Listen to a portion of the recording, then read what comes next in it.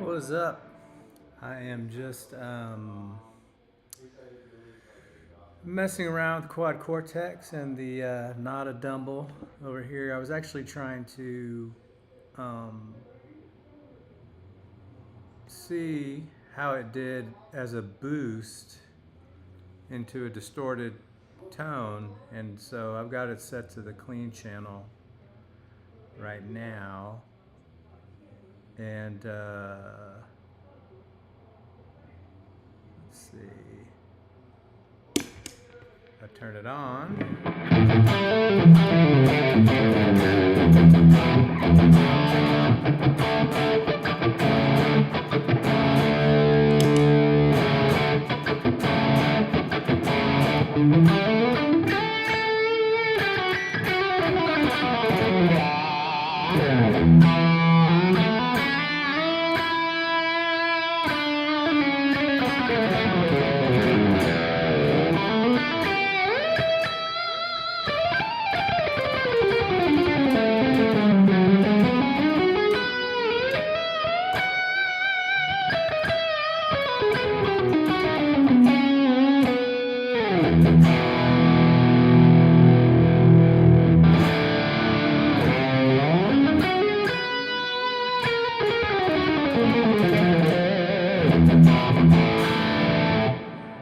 Sounds, if I turn the volume,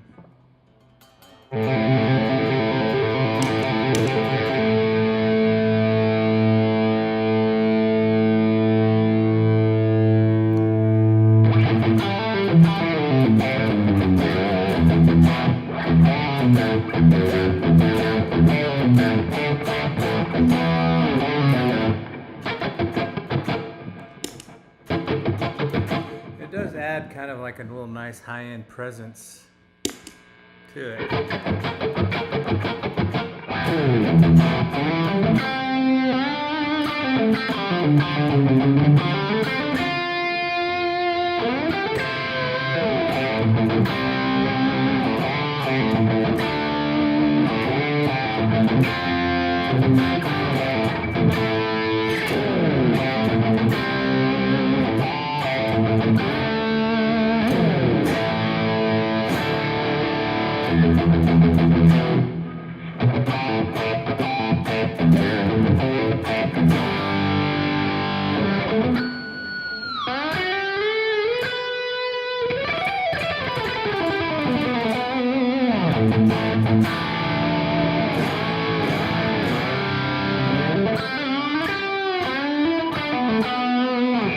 That sounds pretty good. I turn it off.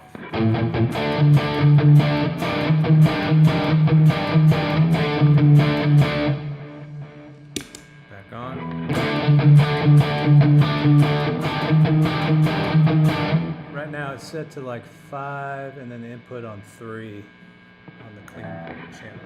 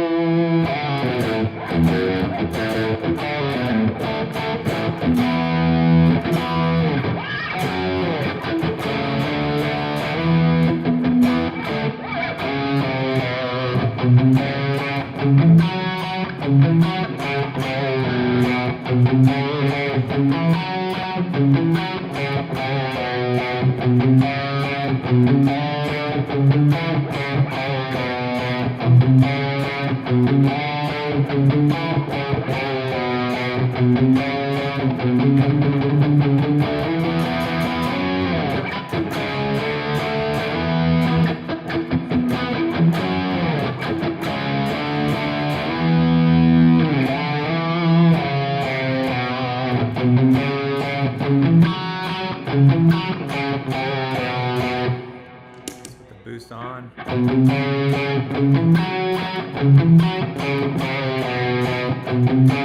That's with the boost off.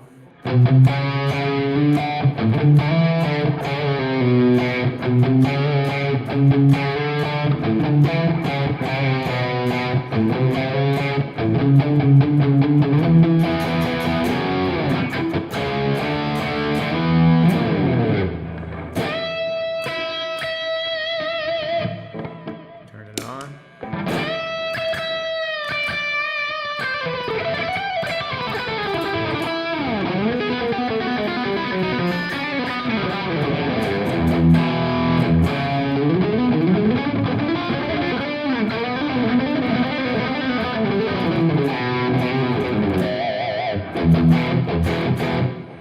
I don't know, it's a cool little, I mean, I like it better for the clean boost for a clean tone, but it works pretty good for the distorted too. See, going to like a cleaner tone. Wait, let me go back. Let me go back to that. So that particular.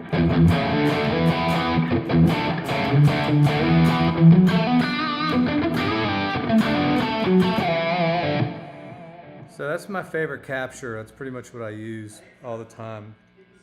And that is, I think you can see it on the screen, is the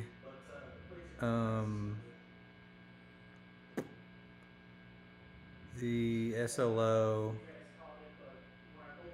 88 high gain, which is available for download if you guys want to grab it. It's awesome. It's actually, I bought some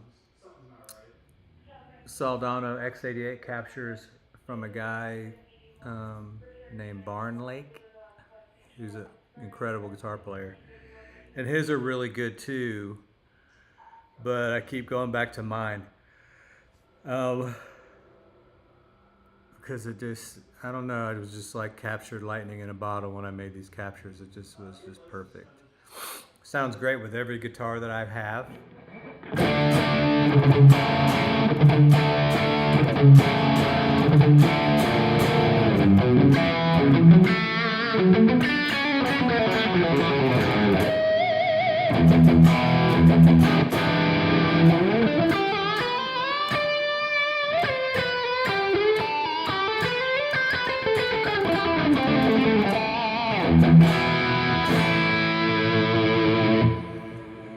And it just sounds good with every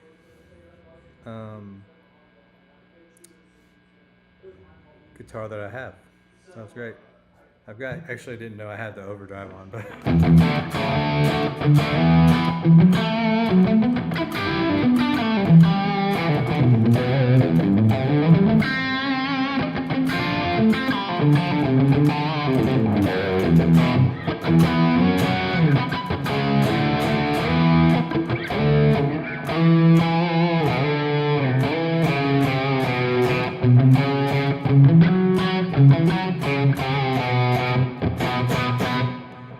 so the overdrive that I've got is the obsessive drive.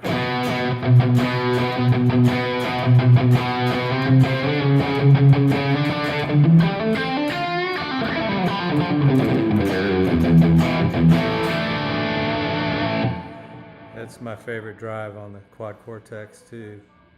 Compressor, I've got a VCA comp, and I've got, I didn't know I had the mix is at 100% on that one. Just a tape delay, a little ping pong, barely in the mix. A reverb is the room on this one.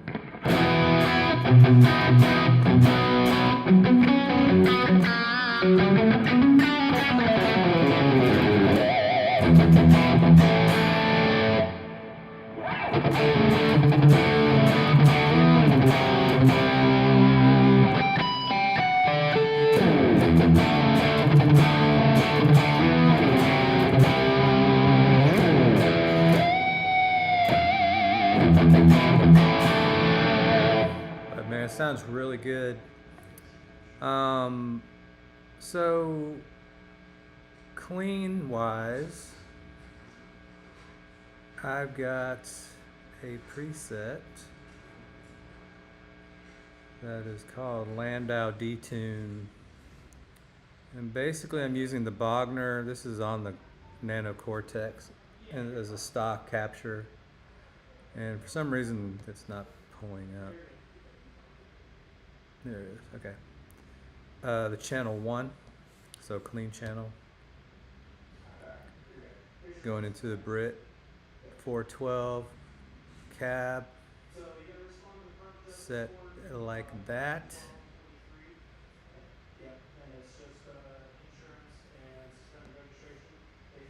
going into a, so I'm using the pitch transpose, and I'm basically going down 9 cents. You can go up 9 cents, so it's kind of half of the formula for, that 80's detune. And then into a compressor, and then into the Dream chorus. I'll show you the compressor, how it's set. And modulation. Set like that. Digital delay.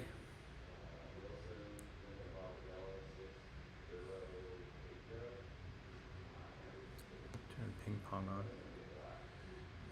And then I have the Mind Hall reverb set like this. I hope eventually we'll be able to start sharing presets on the Nano Cortex, because I've got some good ones. Input gate is not on. That sounds like this. I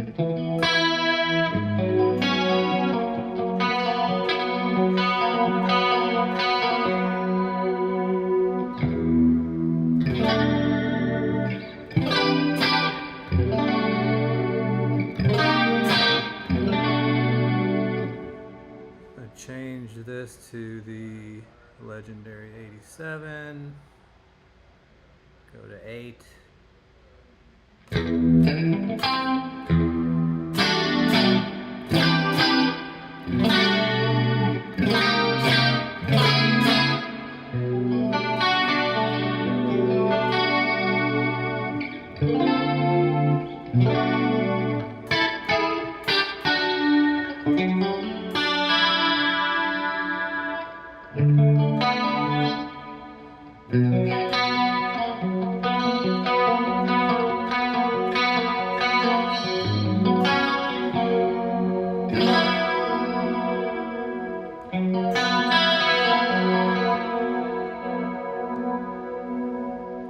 Turn the pitch off.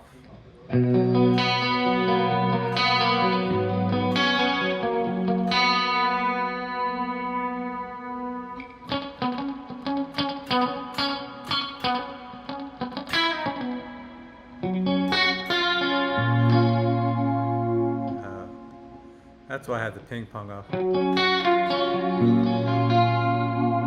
I've got it set for a slap, basically.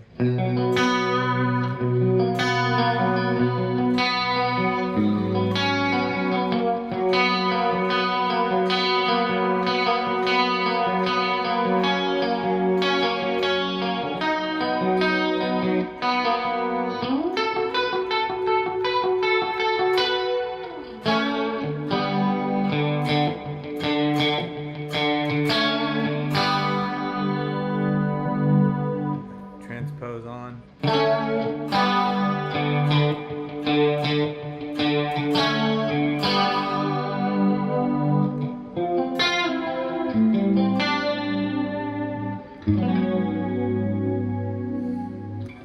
So that's kind of how I dial in a cleaner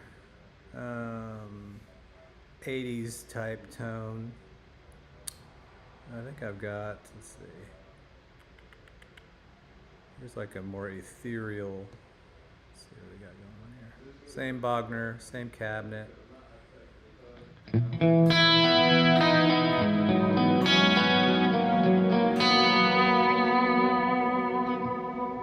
That sounds really good.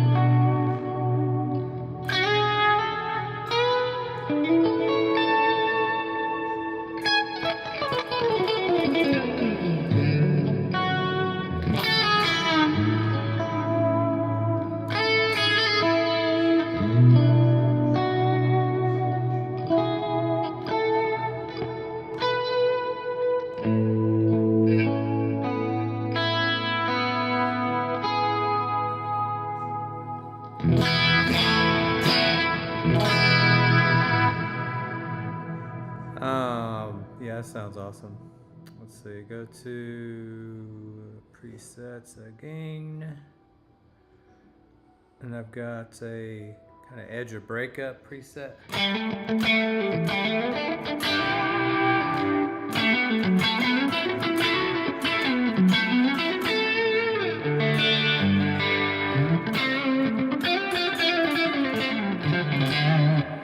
Oh, so here's the How Am I Supposed to Live Without You lead that I did a video for. I don't remember how to play the lead though.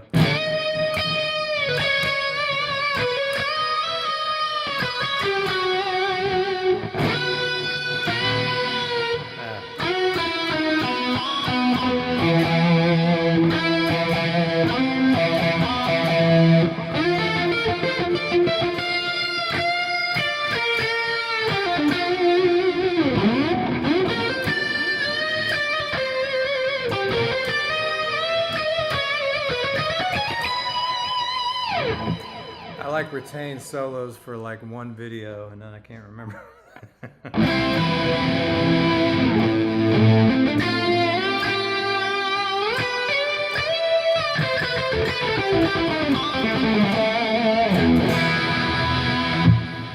But I had some people ask me to share this preset, but I can't, so I'll show you how I've got it set. So the capture volume at like minus 7.6. Pretty much everything. I have the treble boosted a little bit and the gains kind of boosted a little bit. This is the, which one is it? There it is. It's my high gain Soldano X88 capture, of course. And the cabinet set like that.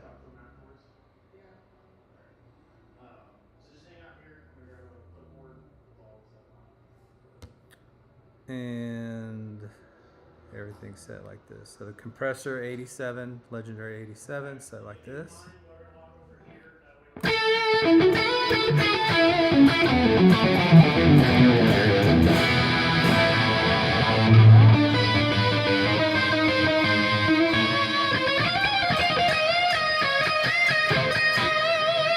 What's up, Emmanuel?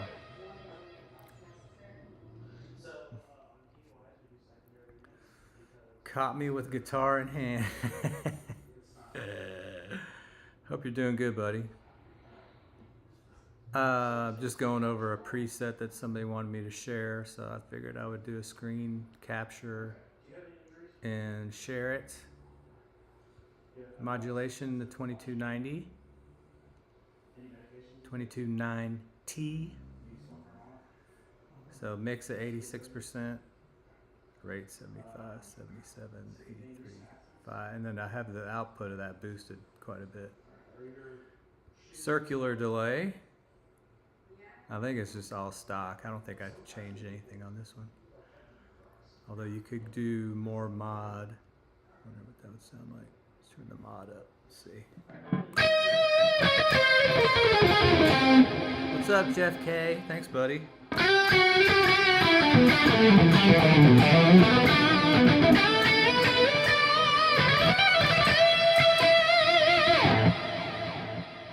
And if I don't respond to your messages, it's because there's a pretty big lag, quite a delay. But I'll eventually acknowledge everybody.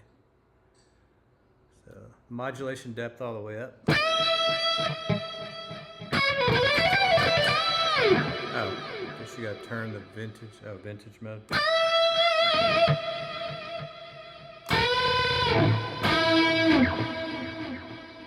Versus off. I don't really hear that much difference. And then the Mind Hall reverb set like this.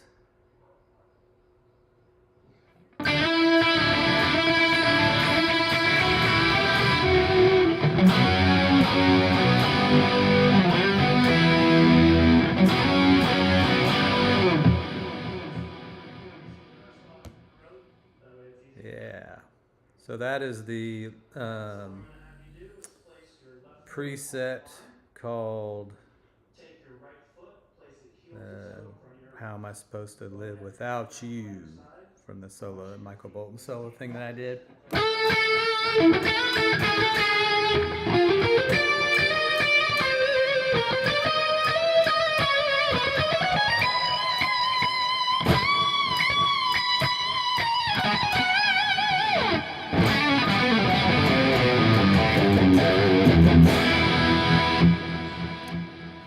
So for just like, I did this one for my Valentine guitar.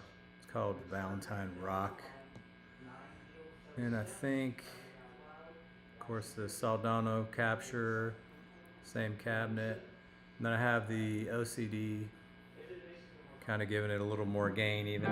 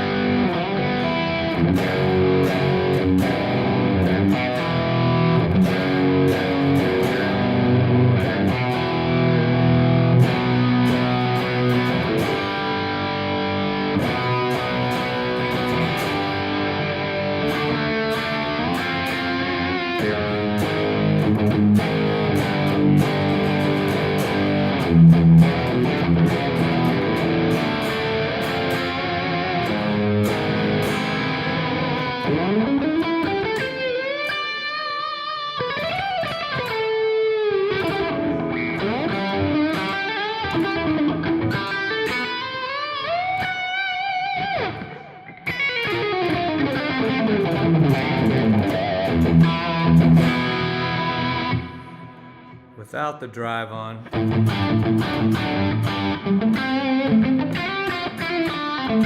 But the cool thing about this capture that I found is it does really great when I boost the gain on it.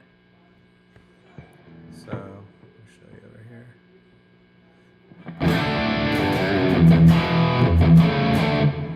I mean, it's killer.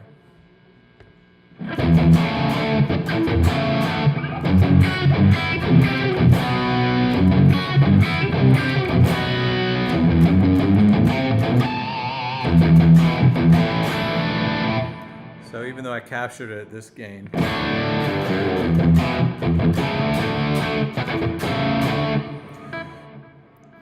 the Quad Cortex and the Nano Cortex do a great job. You know, when I increase the gain.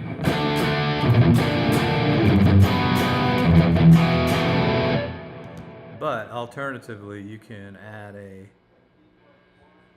OCD.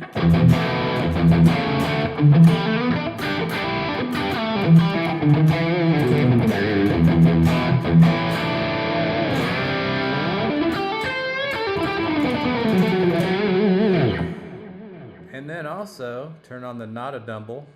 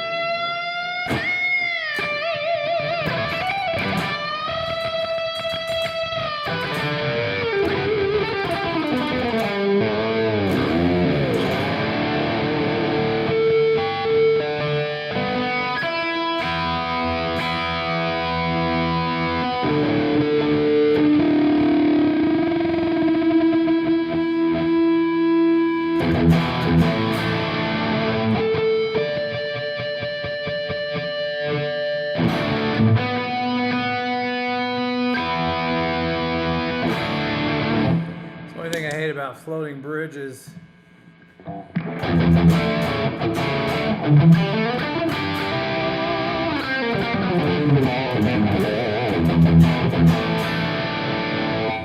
but man, this new update is killer.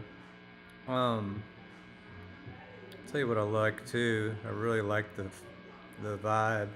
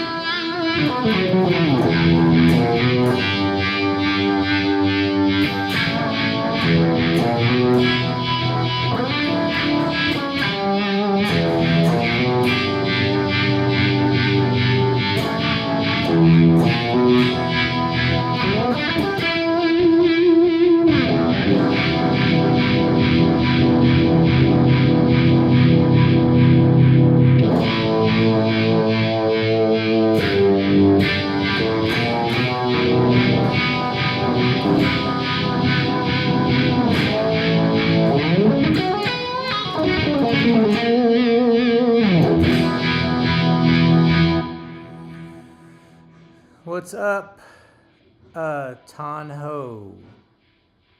So you've got the black one on black pro.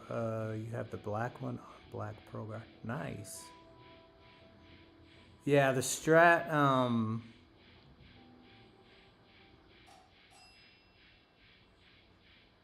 don't know if you mean this one or my actual Strat, but yeah, this one is kick-ass. It changes colors depending on how the light hits it. So it's purple and or green. It's freaking awesome. I got this one because I had a Music Man with the Mystic Dream color, and I had to sell it. Stop. Get in. My dog is trying to get in my lap. I had to sell it. I didn't have to, but I sold it, and for another guitar that I ended up selling to get another guitar that I ended up selling. So I regretted getting rid of that guitar. And when I saw that they had this finish, I was like, oh yeah, that's the one for me. So I got that finish back now. The Cutlass one, I'm not sure what you mean. I don't have a Cutlass. I have a Valentine Music Man. No, okay, yeah. So the Music Man that I had was the JP6.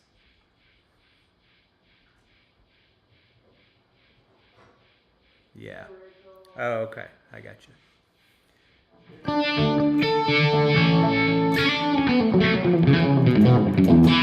But I had two Music Man JP6s. I still have one.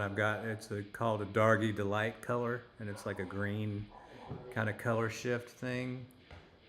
And it's like an apple caramel delight, they call it, and it's pretty sick. Yeah, the new ones, the Majesties, I'm not a huge fan of. Like, they look fine with Petrucci playing them, but it's a little too odd for me, too odd of a shape. And the radius on those things is so flat. I think the original ones that came out were 20-inch radiuses, I think.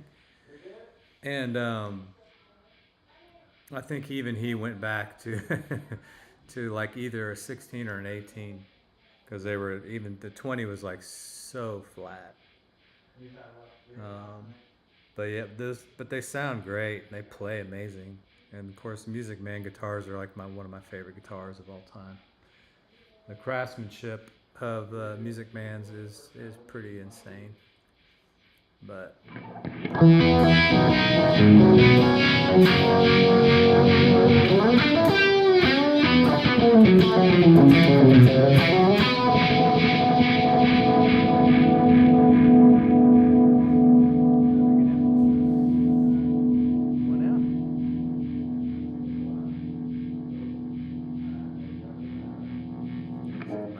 trying to get up in my lap.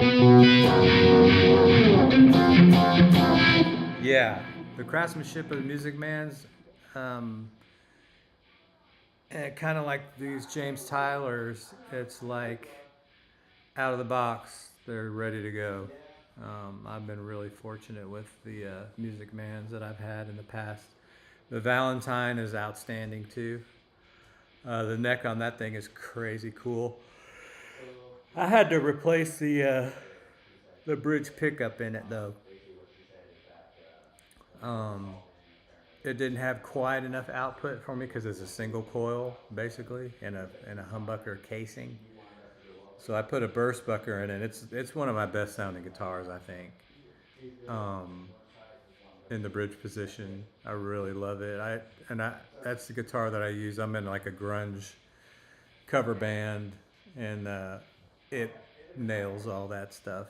You know, it's perfect for that era of.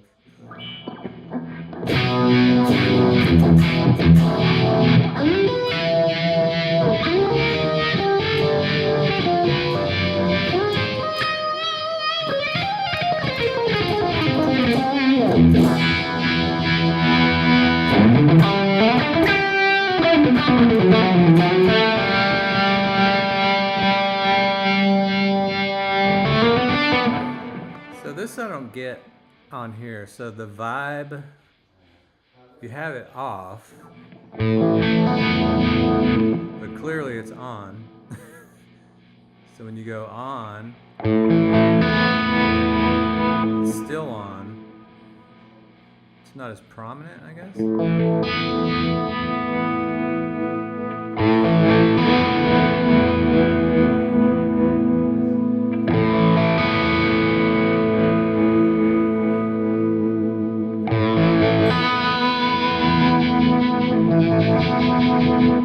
I guess it's the kind of the circular.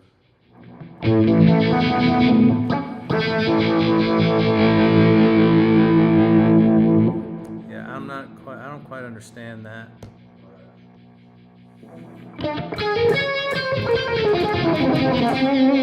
Oh yeah, you can't see the headstock.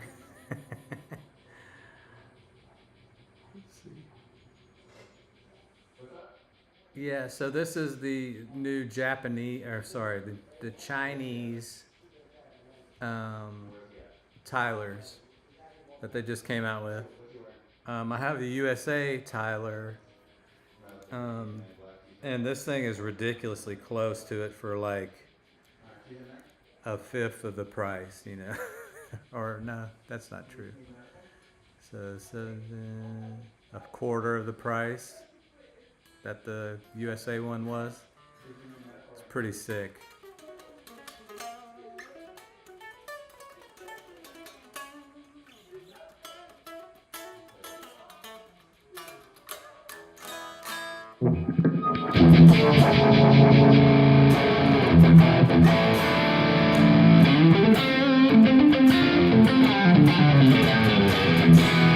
But yeah, all the pickups sound great in this guitar.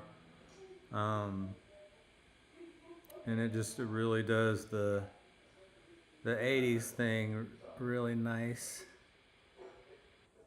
You know, the fifth position or fourth position.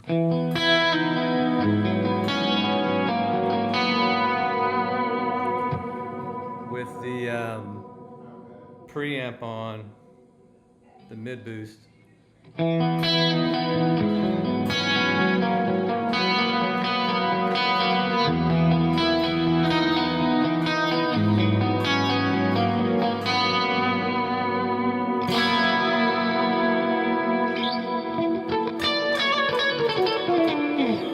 Yeah, I'll be honest. So the headstock, to me,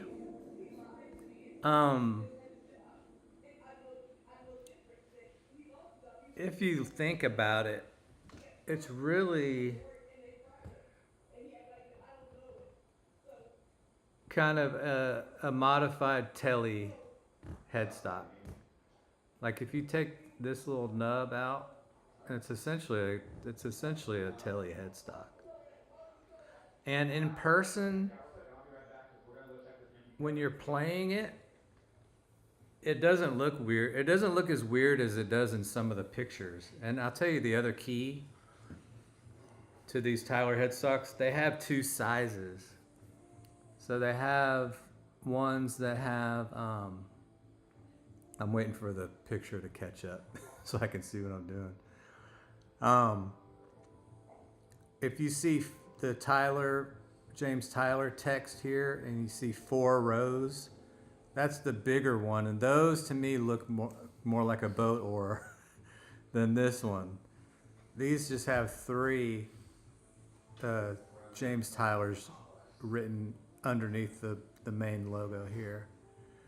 So yeah, so if you see the 3 one doesn't look as weird as the 4 one, because the 4 one, it makes it even wider, kind of unnecessarily wider, and I'm not really sure what that's all about, but that's kind of what I figured out when I got mine, that it grew on me, and I love it. I think it's awesome. But yeah, everybody's got an issue with the headstock. It's different. I've definitely seen uglier headstocks.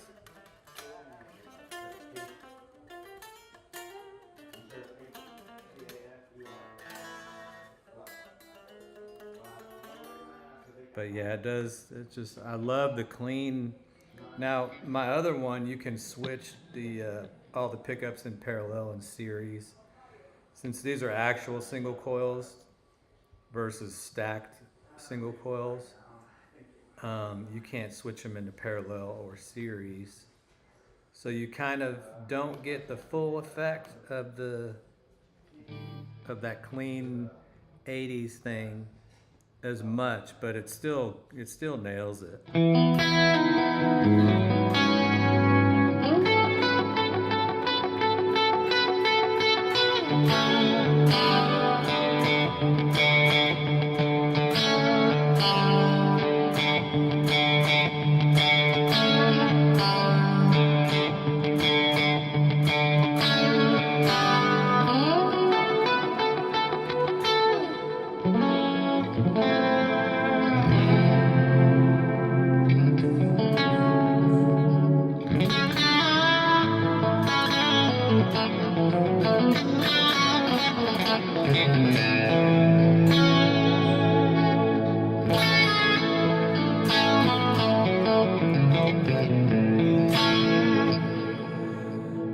But if you guys want to hear the, so this Barn Lake guy, this is his Soldano clean capture. Basically, so on the same preset.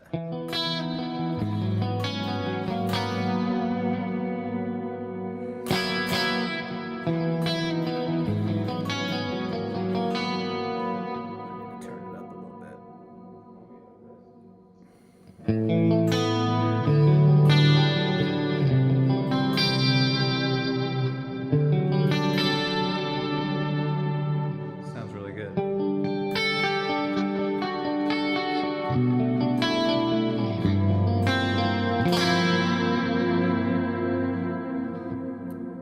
But if we go back to mine, let's see, where is it?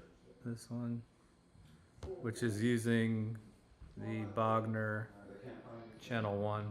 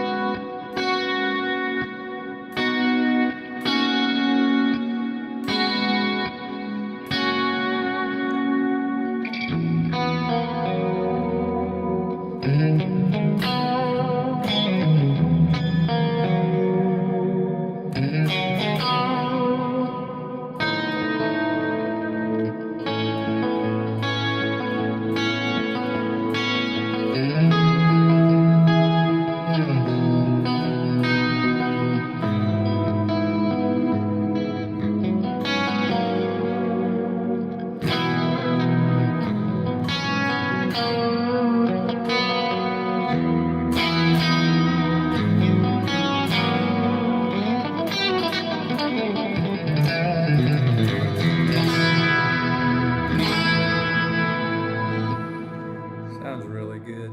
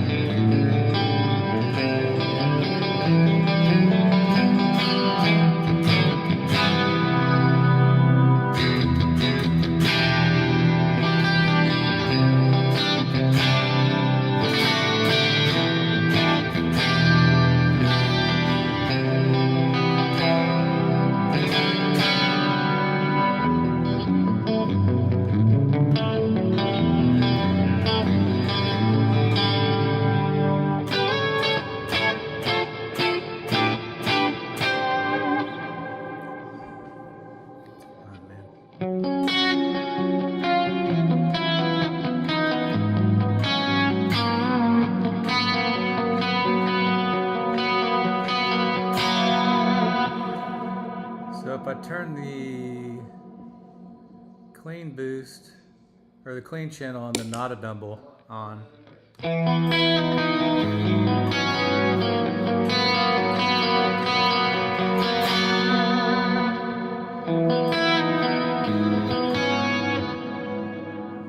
and it's set to 3 and 3 on the output and input. I turn it off.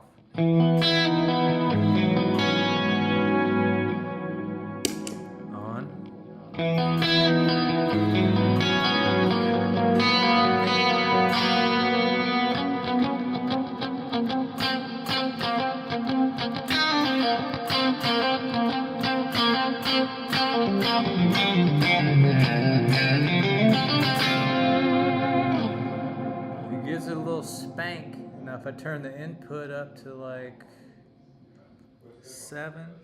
Turn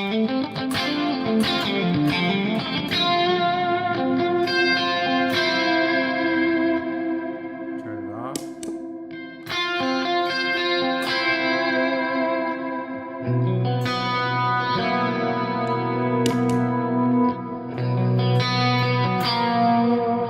This gives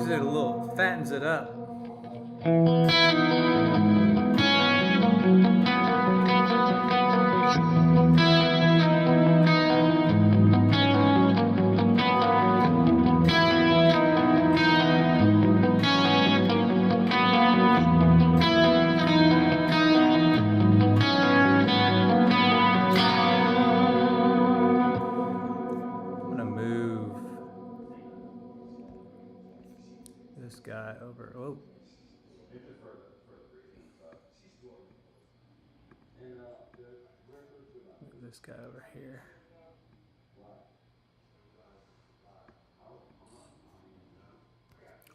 There we go. Now we can see the ugly head start. It's not ugly, shut up.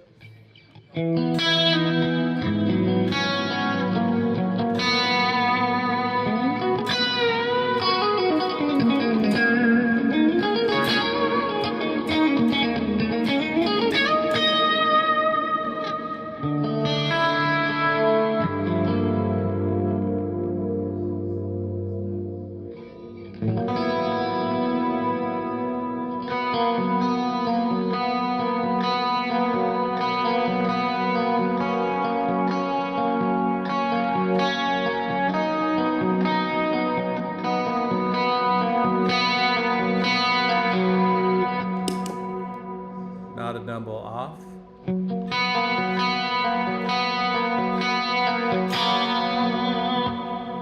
So it doesn't alter the tone at all. It just, I mean, it does alter the tone, but not, it's just, it does something. I'm not sure what it does, but. Turn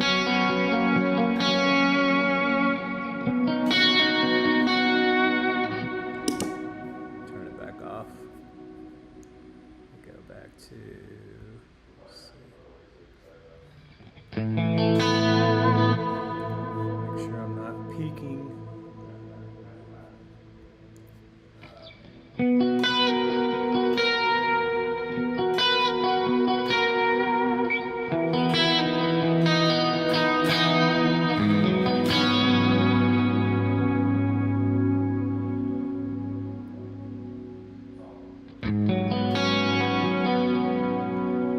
To the Mind Hall reverb.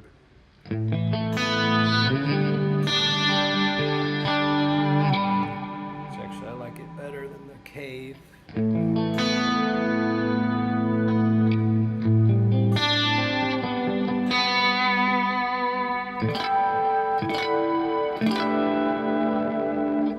So that's with the preamp on. If I turn it off, turn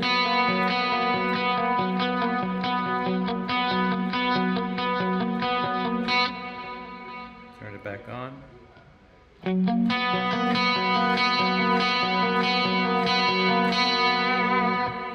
Now the knob is all the way off. If I turn it all the way up, turn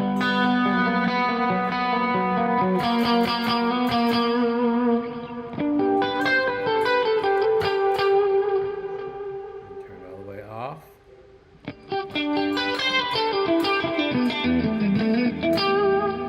So in some cases it's, you know, not usable really when it's all the way up like that. But you can get some good variations in between depending on the pickup configuration.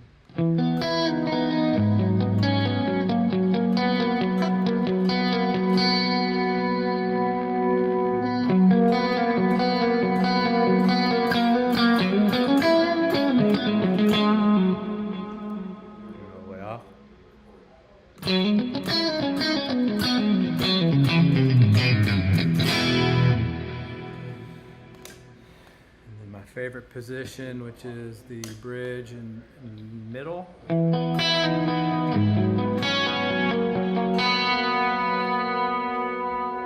Just sounds so good.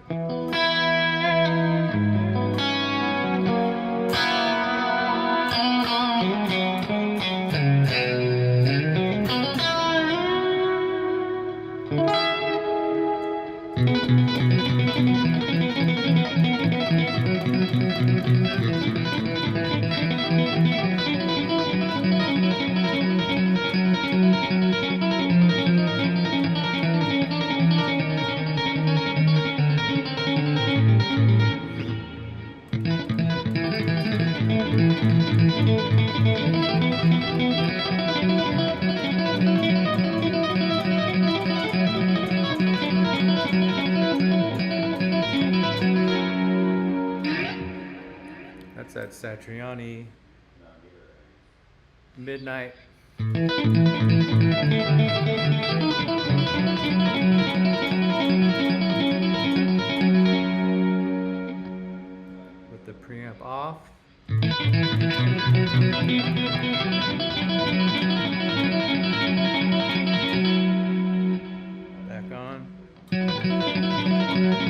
Just gives it that a little glassiness.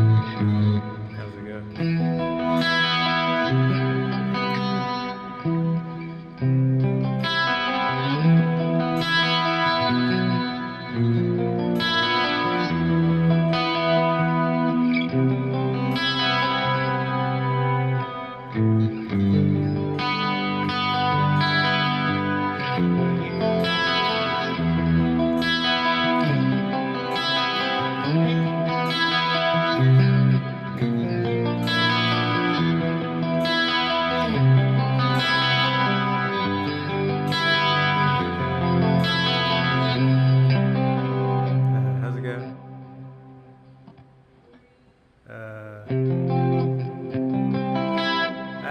it go?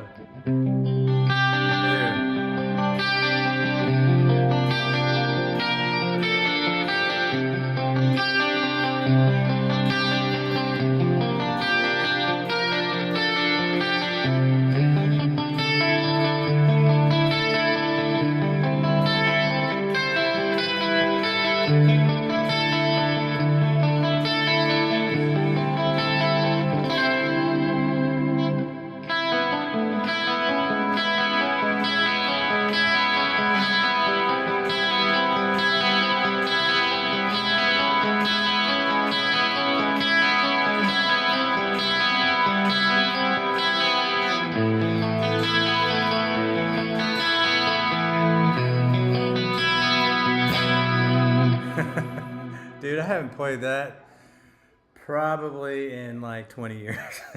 I can't believe I still remembered that much of it. But that sounds, I mean, that sounds like it. Hip Metalworks, what's up, dude? Appreciate it, man. Yeah, Jake's intro is sick.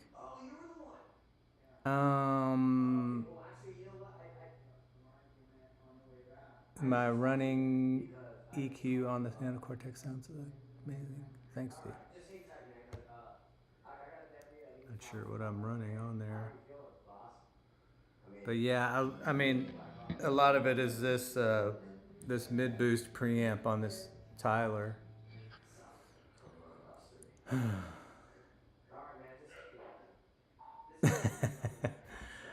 I mean, that album is so great. And his playing is so great. I wish I'd heard him say that he wished that they would remaster that album, because I think the guitars weren't as prominent as he thought they were going to be. They ended up mixing them kind of a little back. I mean, it's still guitar heavy, but there's a lot of keys on that album too. So, but yeah, Ultimate Sin is a great record, man.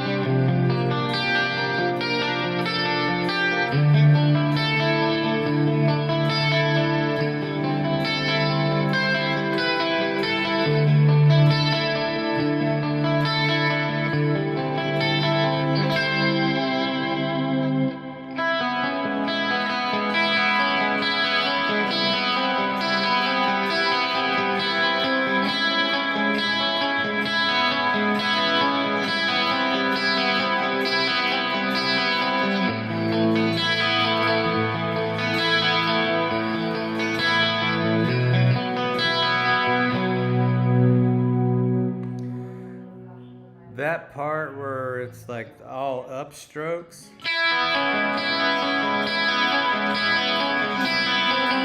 That's hard to do.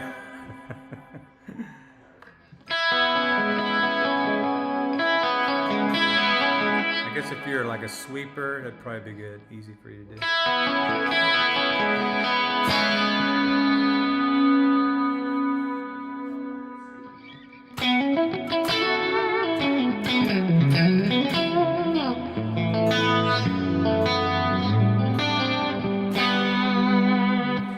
Yeah, so I decided to go live because I was going to record a video, but then I was just like, I really didn't want to have to edit it. So I thought it'd be kind of fun. I knew hardly anybody would actually show up, but appreciate you guys chilling, hanging out with me.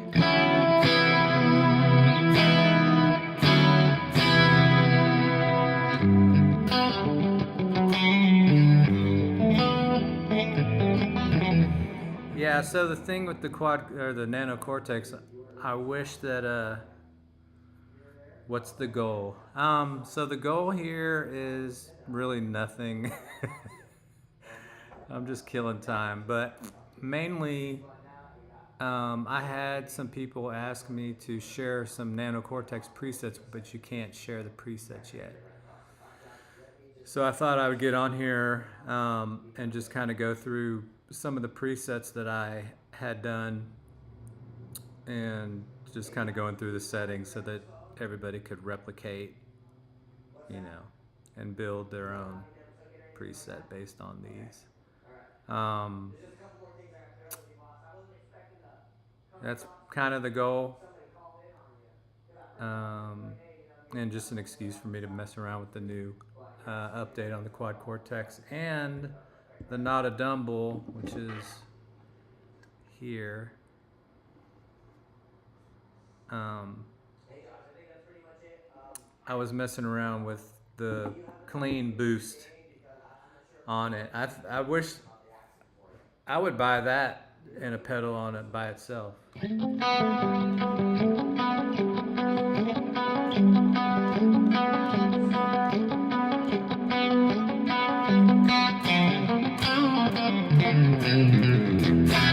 then I was gonna make some.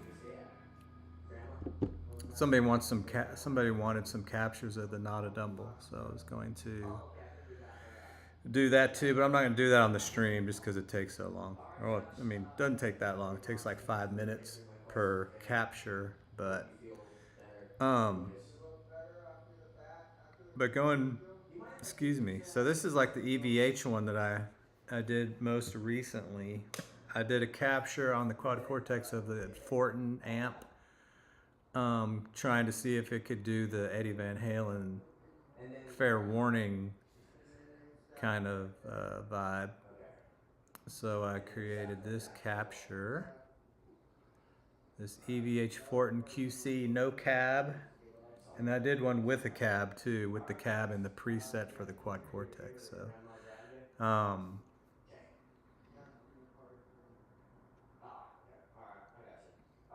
oh, you got the, what's up, dude? Frank, what's going on, man? Any experience with the Oxbox Stomp? I do have the Ox Stomp.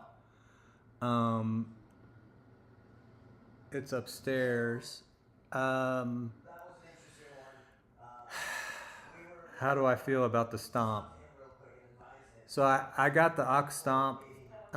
If you look at, I have a video on my 2024 pedal board, and it's on that board, and it's cool, man.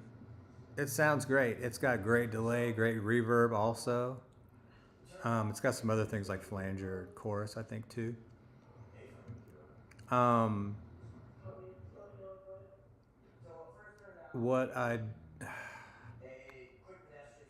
Because I got it for that pedal board, but then I thought I tried messing with it with the Quad Cortex also before I had the Nano Cortex.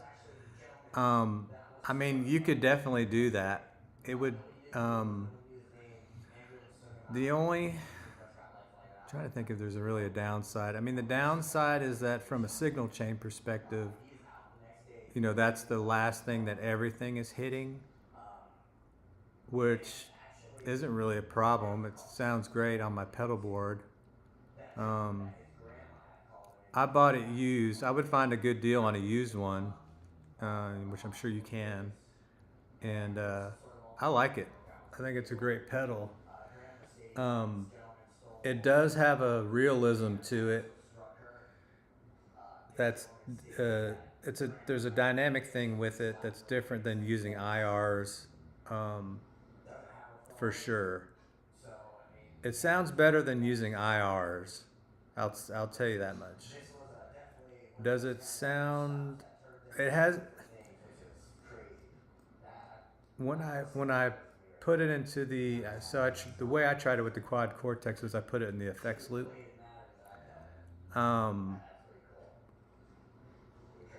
And it's not like it was like head and shoulders above what the quad cortex was giving me, so it wasn't good enough for me to like want to actually implement that and incorporate it into my rig. But for a pedal board, and it's awesome. I think the cabs and the cab IRs that they give you with the Nano Cortex are killer, and I think they sound great. But the aux stomp is cool too. I'll tell you another reason why I got the aux stomp is that you can set it to be not just cabs, but you can have it just be like a DI. So what's cool is I can run that pedal board into my DAW, or go to front of house with it, or go into my I have two of those Michael Landau Fender combos, those Hot Rod Deluxes, or the Hot Rod DeVilles, and so I can go stereo into those straight out of that box by just switching it to a preset that's just IR or a DI out. So that's the main reason why I got it. I hope that makes sense. I don't know if I'm good at selling that or not. So you got the Line 6 Helix. You get great Van Halen tones, Frank. I bet. Yeah, the Helix is killer. Oh, I bet you. Yeah, good Def Leppard tones.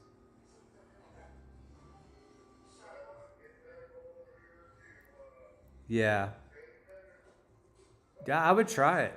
I mean, I would definitely try it. I think it's a killer box.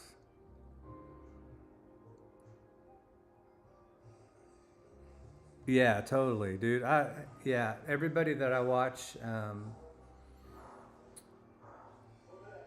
uses all different kinds of modelers. I've got the Tone X.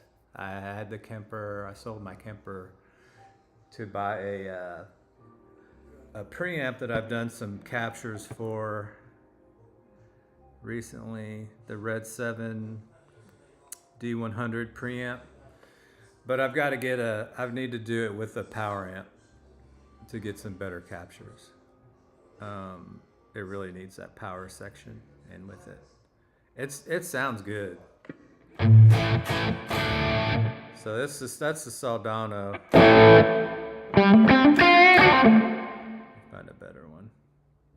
The presets on here are kind of all over the board. Let's see. Oh, this is a clean one. Let's see.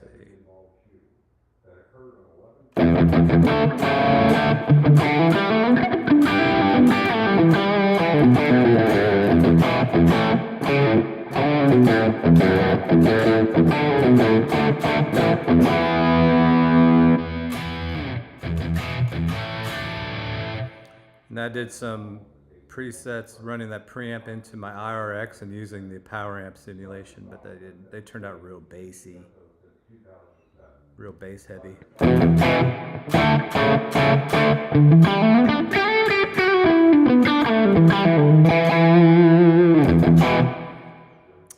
Let's see.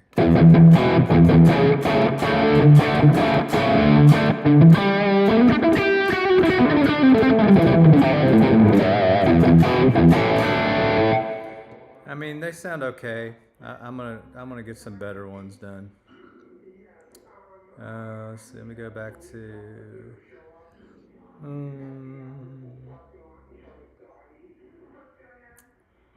Yeah, so I do have the Van Halen preset. Let's see. So the one that I did was called EVH Fortin. Let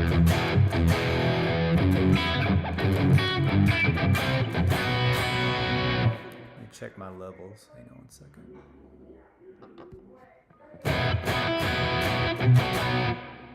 Turn it up a little bit. A little bit more. There we go. Yeah, so this is like the.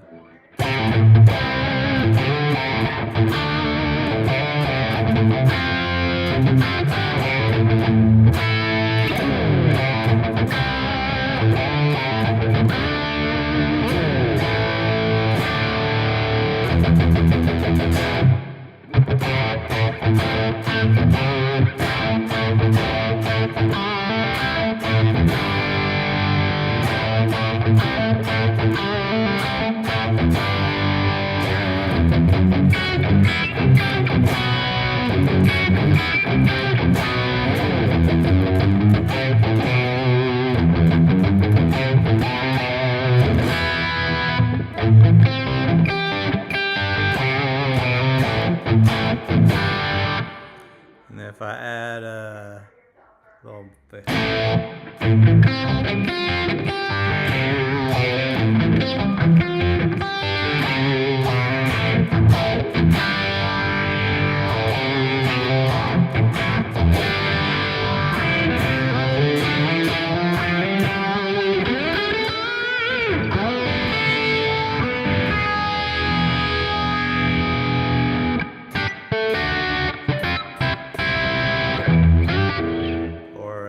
See, if you add a flanger, let's see.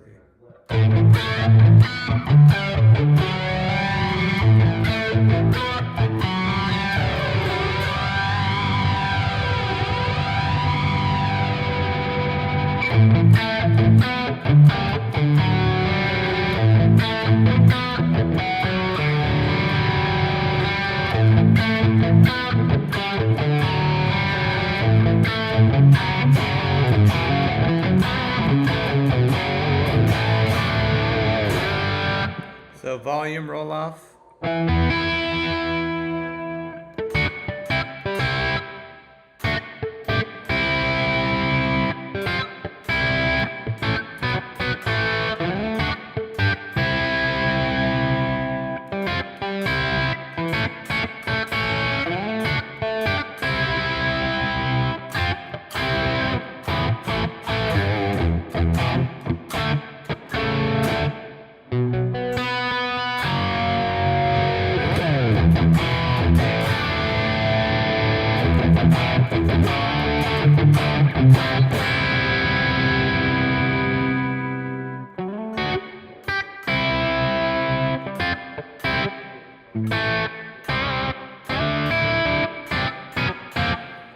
Dynamically, it does great with rolling volume back and everything.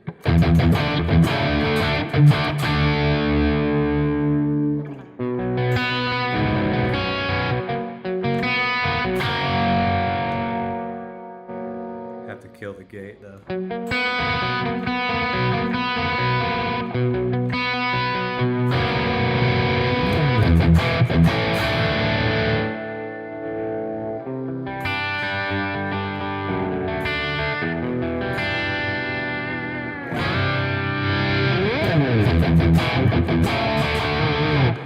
Yeah, modelers finally got it right for the most part. What's up, Jesus? What do I think about the Tonex versus the Nano? I think the Tonex sounds great. I really do. I think feel-wise, they're identical to me. I don't favor one over the other. I will say that I hate the Tonex software. Every time I pull the Tonex out to try to use it, I get really frustrated. And it goes back in the box. The Nano Cortex is so easy to use, and with this last update, it definitely eclipses the Tonex, in my opinion. Um, Mainly because it's an all-in-one, right? So you can do all the captures with this box, right? The Tonex, you can't do that. You got to have the software and all kinds of other stuff. That makes this really appealing to me, and I love the app. There's still a lot of things that the Nano Cortex needs. It needs better MIDI capabilities. It's got a tuner on it and all that. It works great as an interface, like I'm doing right now. And it's just, to me, it's way easier to use than the Tonex. But the Tonex sounds great too. I mean, you can't go wrong either way, and it's got some good effects on it too. I just think that future looks really good for the Nano Cortex over the Tonex now that they've come out with this update. So,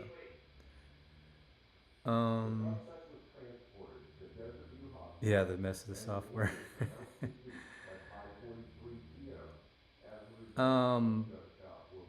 Now they did improve the software, and it is a little bit better, but I still hate it. I have the one. Now I had the bigger one, and then they came out with the smaller one. I was like, ooh, I'll get a smaller one, and I wish I had kept the bigger one. That one's easier to use for sure. The little one with all the color coding, and you got to hold this button and turn this and long press it, and it's like you have to break out a manual every time you want to edit something on the pedal, and it's just not doable. And I didn't want to have to connect it to my computer every time I wanted to use it.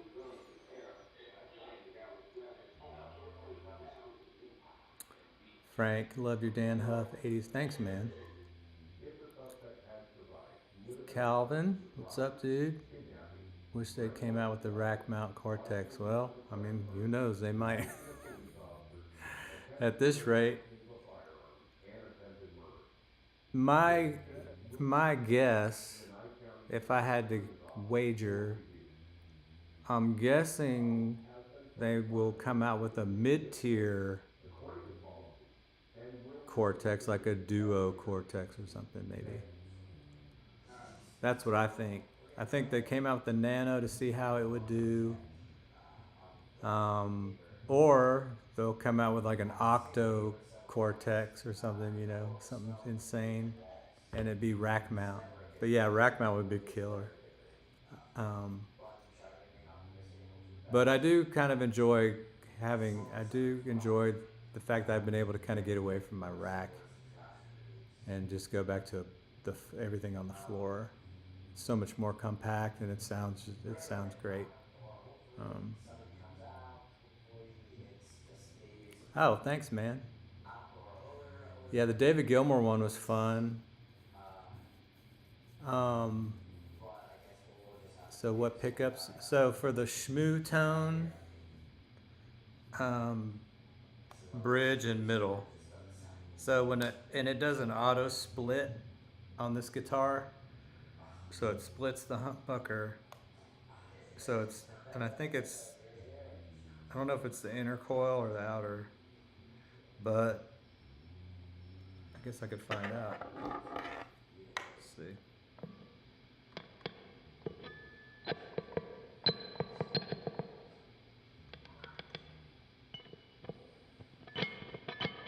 Well, maybe it doesn't.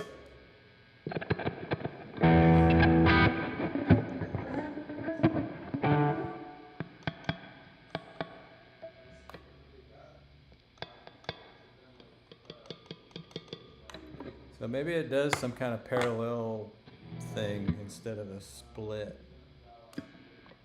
But yeah, but anyway, or maybe it doesn't.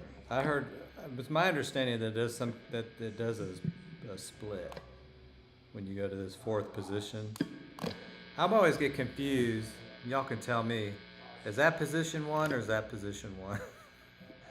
Because I always call it's either position 4 or 2, whichever way you starts at 1. I'm guessing 1 is that, so 4 would be that. But then sometimes I hear 4 is that, the neck middle. But yeah, so for the clean, it's the bridge middle. And it works for most guitars like that. Get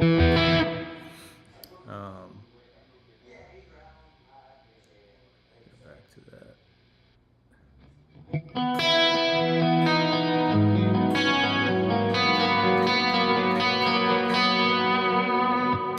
So if you just do bridge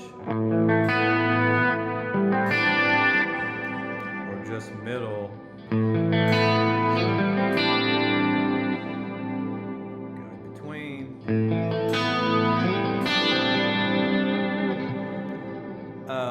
and I'll say too that the preamp is on. So if I turn that preamp off,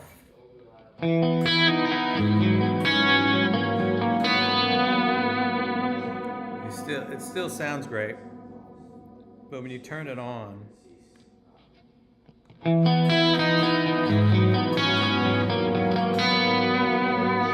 it's like it boosts the highs and the lows, effectively kind of scooping it a little bit, I think.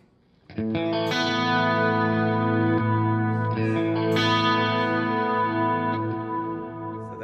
that's off, then on, off, on.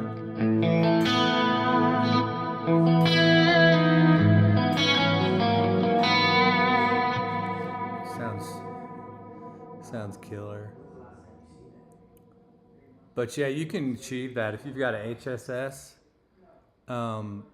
If I had my other Tyler, I could show you the difference. It's upstairs. Thanks, Jesus. Appreciate that. So how do I have the EQ set? So it's just it's just this Bogner.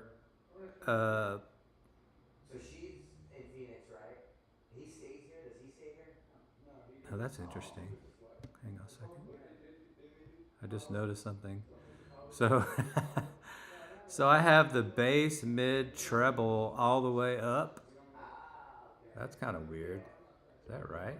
Yeah, I mean, it's from what the call sound. I was like, man, this might be something that I hope not either. But the good thing is, I checked their mail. I've never noticed that. But yeah. Let me set it to like what it's supposed to be set to and see what it sounds like.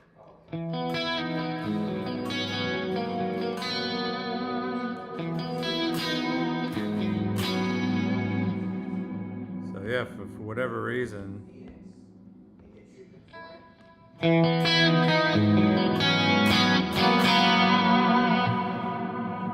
That's interesting. I never even noticed that. Like, who would even set it to that? But it sounds good. It looks like the gain's backed off a little bit, just a hint. But there's no other EQ set up in here besides the EQ on the capture. And of course the cabinet has a lot to do with it too. So like if I go to position 1,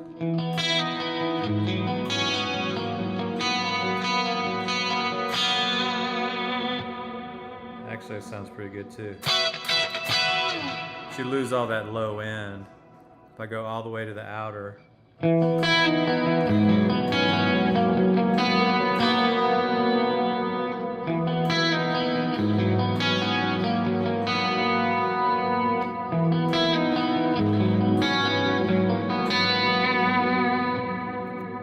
there's no high pass or low pass set. You could set your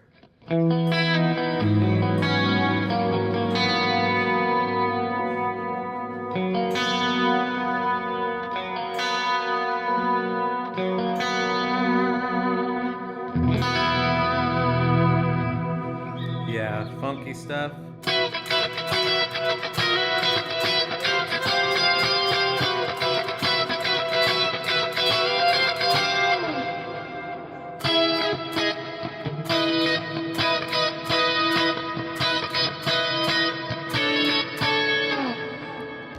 Or even like, let me turn this delay off and go to a mind hall.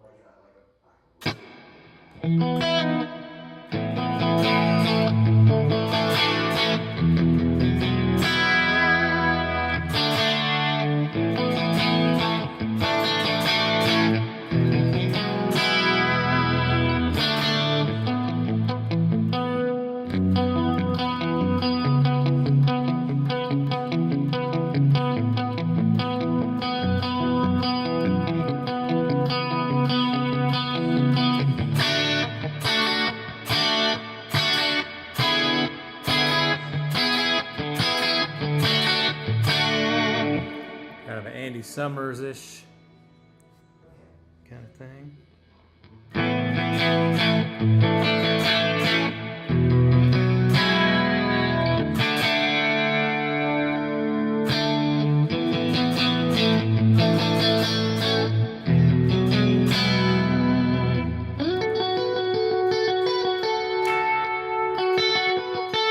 But yeah, that bridge middle is the money. That's the money position right there.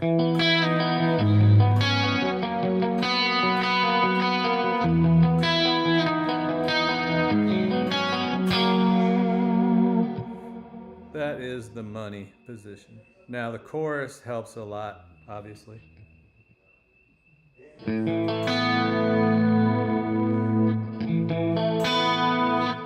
That's even kind of more 80s even.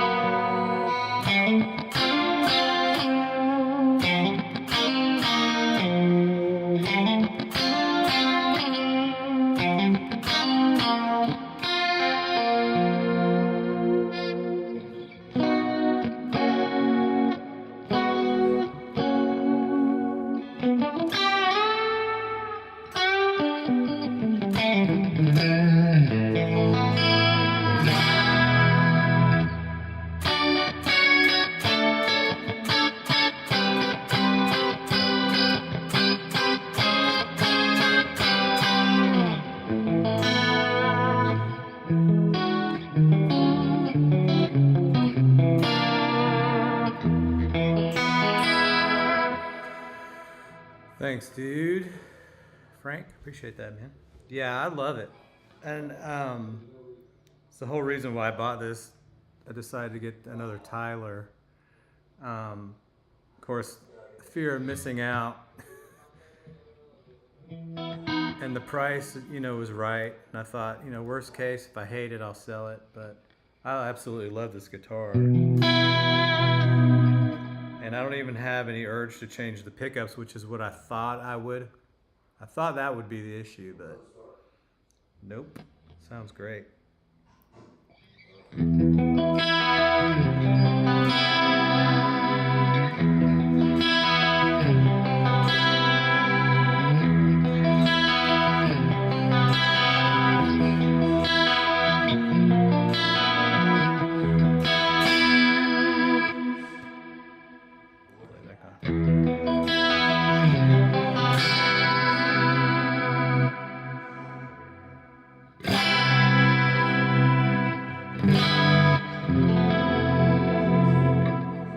I could play clean guitar like 24/7 with the tones that the Tylers get.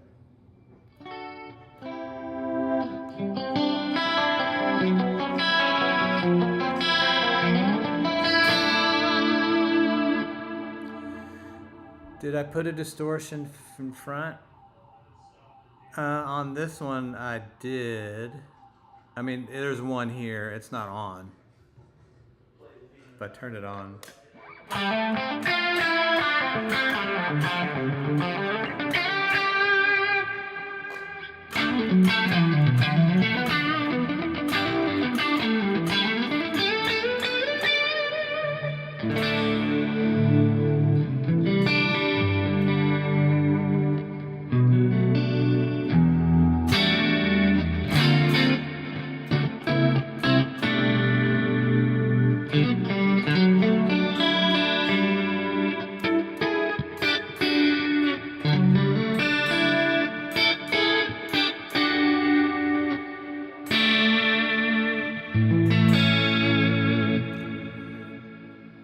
But yeah, if you could turn the drive up on it.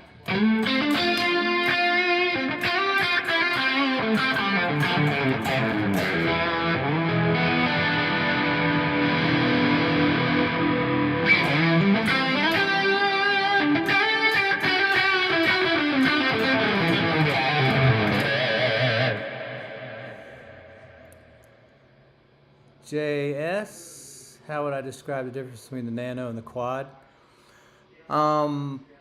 The biggest thing is functionality. Tone-wise and everything, it's identical. So the key difference, I would say, is the Nano Cortex is great for a pedal board. You know, like if you wanted to add some effects, and it's a great way to run out to front of house if you don't have like a stomp, aux stomp or something that's got cabinets in it. Yeah, so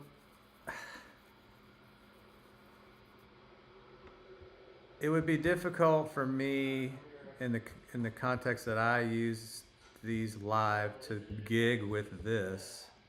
Well, it wouldn't be too difficult because the way that I work with the Quad Cortex is I have one preset that basically has everything in it.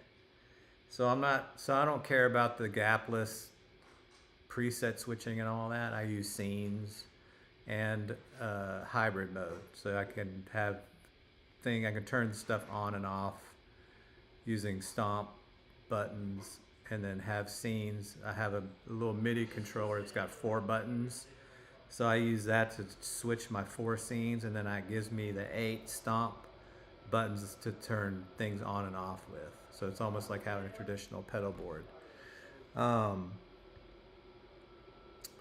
And I mean, with this last update, it makes this like a serious contender for being able to gig with it. And you know, obviously the downside is that you've only got 4 preset options. So if you had an external MIDI controller, but you know, once you start adding stuff to kind of supplement something, you're inching closer and closer to the thing that you're trying to emulate. So the more stuff that you add to get to the same functionality as the Quad Cortex, you might as well just buy a Quad Cortex. The Quad Cortex is freaking awesome. I mean, just the touch screen is incredible.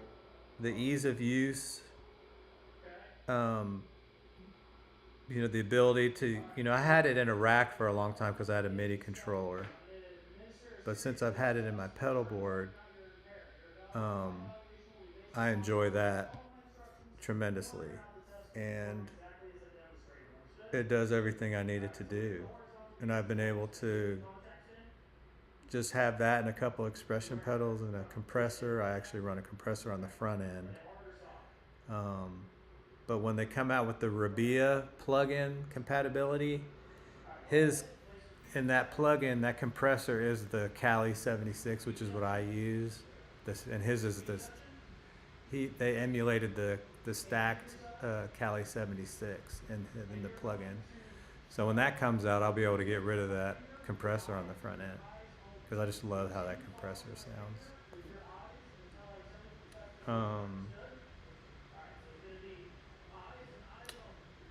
With the preset, I use 3 parallel inputs. With that preset, you use 3 parallel inputs. Yes, kind of. So I use, with the preset that I have, I've got, it's one input, but I use the transparent blends to feed my 2 delay and reverb row to make them, basically makes it a wet dry preset. So it's like it's running in parallel with the dry signal.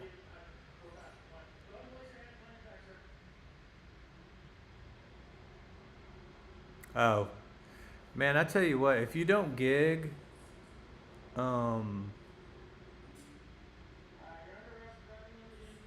then I mean, when I'm at home and not playing, this is what I'm using all the time. I use my quad cortex less and less. The only reason I use my quad cortex is if I'm dialing up artist presets to share with everybody. Or if I'm upstairs in the studio, it's set up to go into my actual like YouTube recording situation. So but I could I could easily use this for sure. It's just all set up for that. And you just can't, with this 2.0 update on Nano Cortex, I mean, it's killer. It blew me away when I saw everything they had added. I was like, what? Because, I knew they were working on it, and I knew they were going to add some functionality. My number one complaint from when it first came out was that there wasn't a compressor, because I use a compressor on everything. It just, to me, the compressor is critical to kind of emulate that sag that you get from a tube amp on the front end. And really, especially for clean stuff, it's critical. Like, for this kind of tone, it's critical. I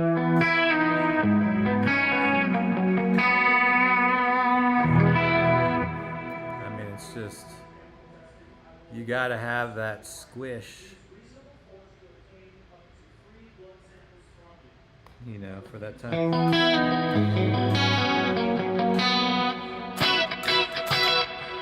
Without it, I mean, the tone is still there, but it doesn't feel right. It's all about the feel.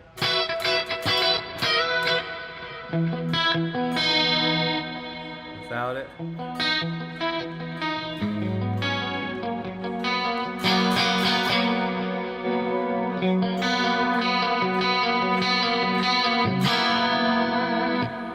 it's all about the feel. No, I just have one compressor on. My other compressor is on my quad cortex board.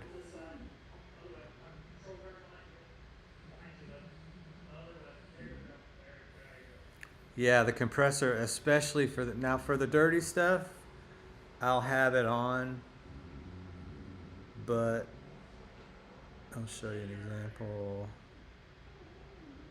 So I'll have the compressor on. Now on this one I use a different compressor. I use the VCA comp, which is a new thing that I kind of started doing. For clean stuff, I like the 76. But for dirty, I like this one.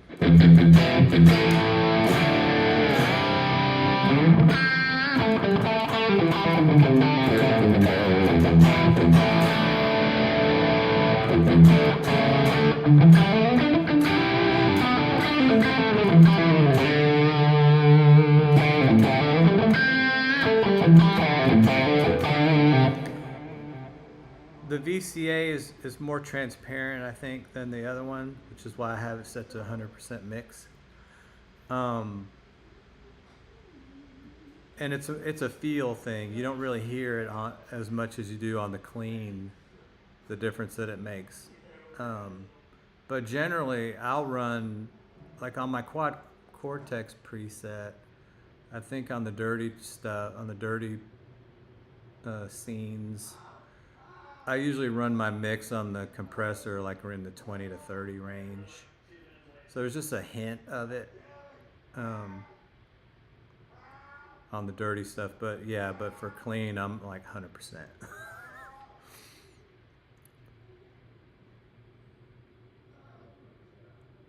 Oh man, thanks. I'm glad you like the EVH ones, man. Appreciate that. Wow, that's awesome, man. Thank you. Yeah, this last one especially, I really, really liked. And with the EVH guitar, the pickup in it, it nailed it. I thought it sounded really, really good. Is the amp the same? The US Deluxe Reverb. On this one, it is the. Oh wait, what am I doing?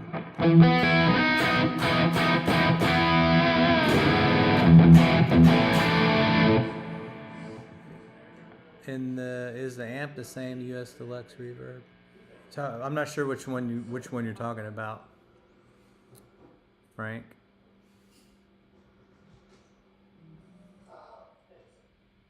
Whoops. Oh, for the clean, it's the Bogner. For the clean, it's let's see.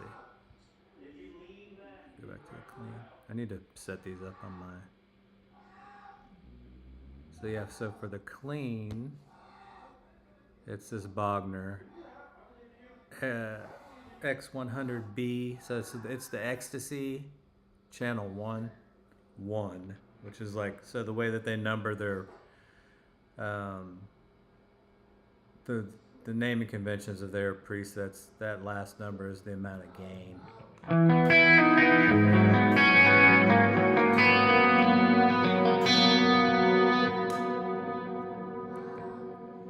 Yeah, so for the quad cortex, for the clean, for the Shmoo one, or the Schmo, yes, I use the US Deluxe Fender for that one. In my preset that I use for playing, it's actually a capture that I did. Let's see if I can find it. I might have it on here. It was a capture of a revival drive clean going into a Mesa Boogie Fillmore. I think it's this one.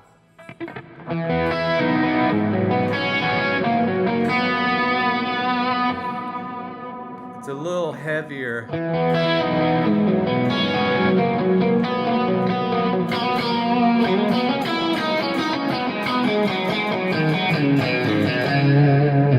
Because generally my clean when I play live is not as clean as that other preset. Because when I go to the neck pickup, I like there to be a little bit of hair on there. But when you roll the volume back,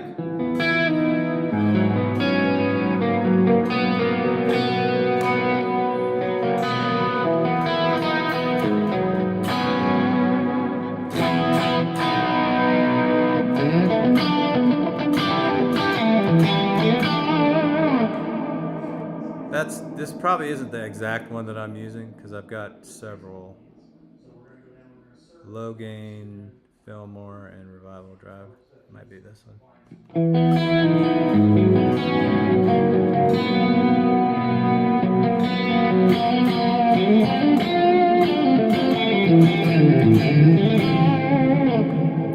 Might be that one. For the Cortex.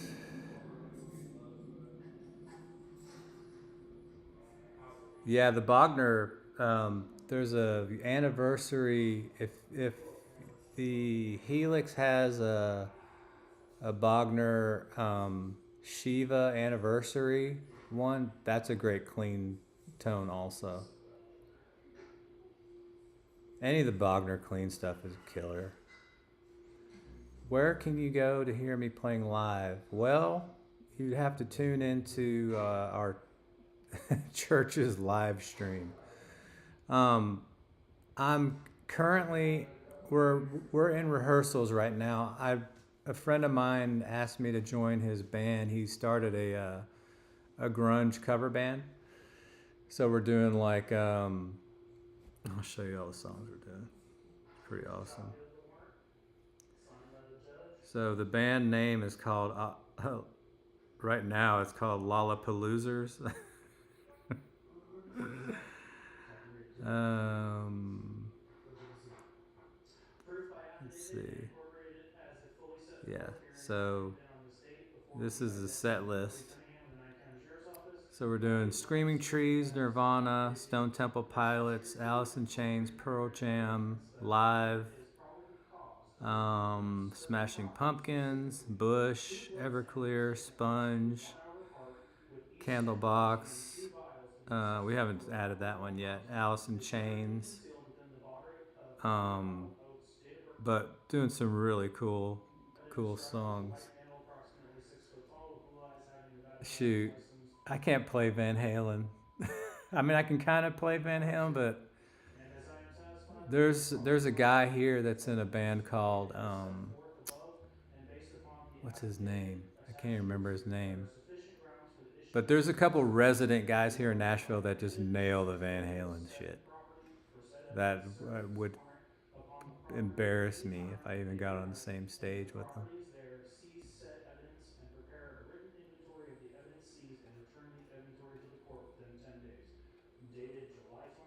I know. Yeah, I'm showing you all 80s stuff, but the band I'm in is in 90s. So the preset, so we aren't actually trying to completely replicate, all the exact tones and everything. Um, the guy that I play with has a Bogner Uber Ultra, and I'm using my Soldano kind of tone for everything, but it works for everything. And I'll post some. We're gonna start recording some rehearsals and stuff, and I'll probably put it up on my channel. So honestly, the '90s. I don't have the preset on here that I'm using. I'll do another live stream with my. I'll bring my pedal board down here and I'll show you the preset that I'm using. That's got like Black Hole Sun and everything dialed into it. But let's see. Let me go to. Essentially, I don't know if this is it or not.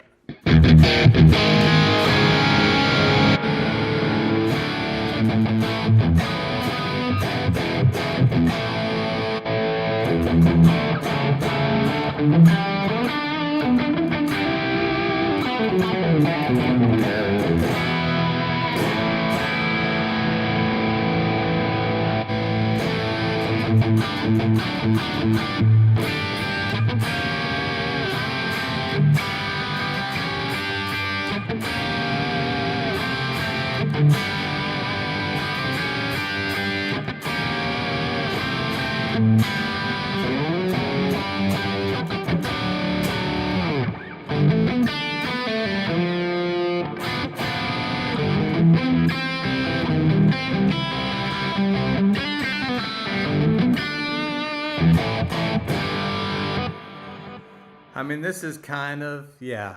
So with the Quad Cortex is what I'm using for the. Yeah, the bassist, he does get a pretty. He's playing a he has a what are those basses called? Spectre. I think he was playing a Spectre bass. It sounds really good. Yeah, he's pretty much nailing the Alice in Chains tone pretty good. Yeah, Spectre. Um,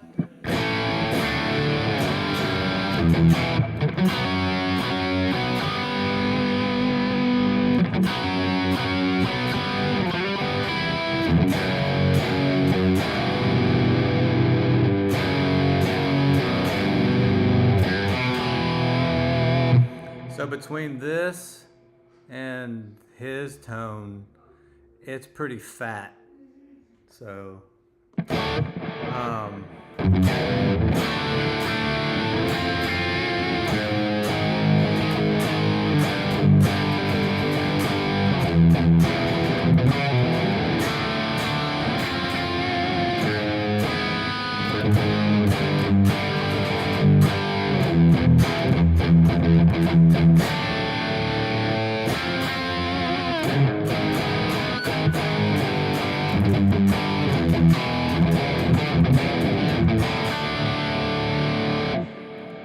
so stuff like that.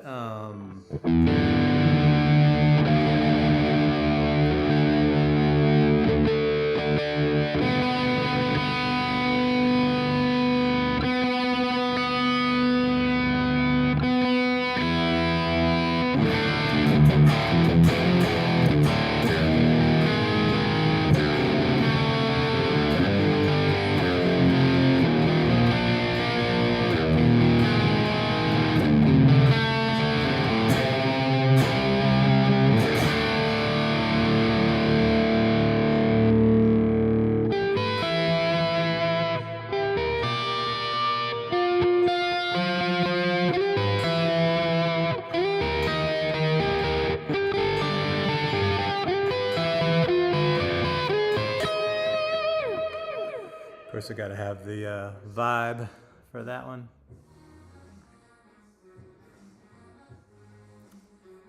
JS, I think a cool video is how you tune in a sound of quad chords from start to finish. Yeah, I could do that. That'd be cool. I kind of did that. I did a video of Empire by Queensryche where I did that. But I'll do a live one. That'd be fun.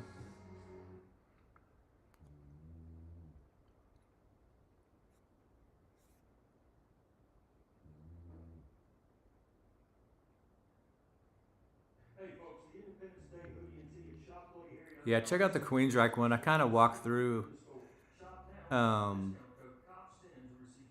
of the mentality of how I kind of go about doing it.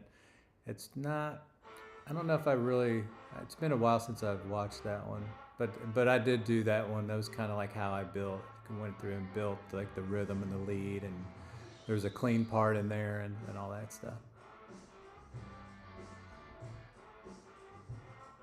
Oh, dude, Mind Crime. That album is one of my favorite albums of all time. You know, I never saw them, but I saw them with Dream Theater and Fate's Warning, I think it was, in Ohio. But you know, I didn't see them in their heyday. Obviously, that was like towards the end for Jeff Tate, anyway. You know, but I saw Jeff Tate right before the pandemic. It was the last concert that I went to before they shut everything down. And Jeff Tate, man, he killed. His voice was so good. Oh, Faith No More. I bet that was cool. I bet that was awesome. Yeah, a little less reverb and delay. Yeah, so on my rig, I basically am not using any delay or any reverb, actually. I think I have just a hint of delay just because for my ears.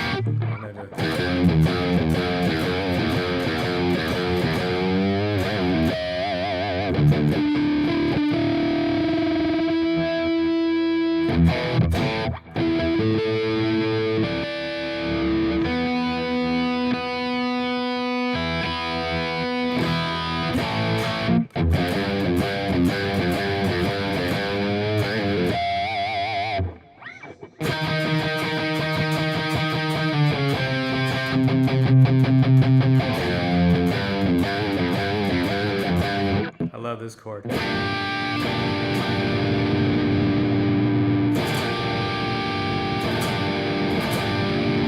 So wild. Of course, you can play it.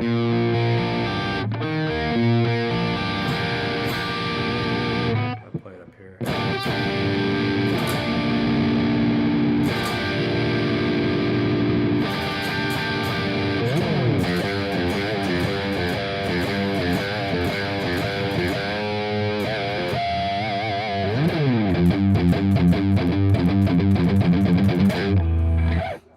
But yeah, that stuff's super fun to play.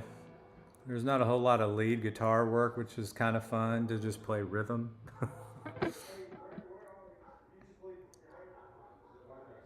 Yeah, early 90s. Dream Theater. Yep, that was exactly when it was.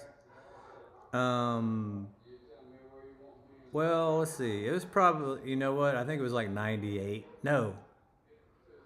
Actually, it might have been like 2000, 2001. But yeah, when I first saw Dream Theater, they were with Every Mother's Nightmare. And it was like they were touring on the Images and Words album. That was early 90s.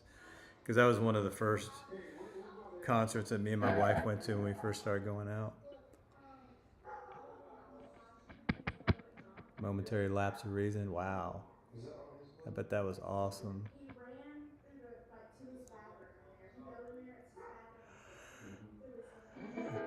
Sounds like I have an Eventide on. It's probably the chorus. Yep.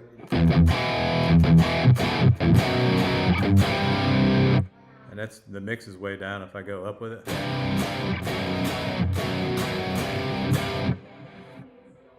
It's a little too much. See when you turn it off.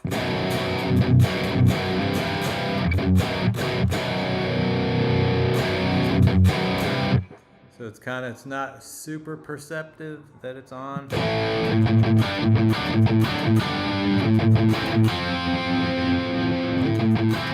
Until you turn it off. And then you're like, wait, what's missing? Actually, I think I like 1 and 4 the best.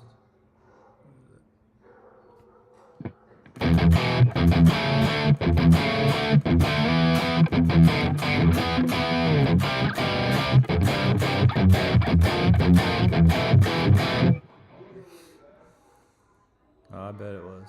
I bet it was an amazing concert.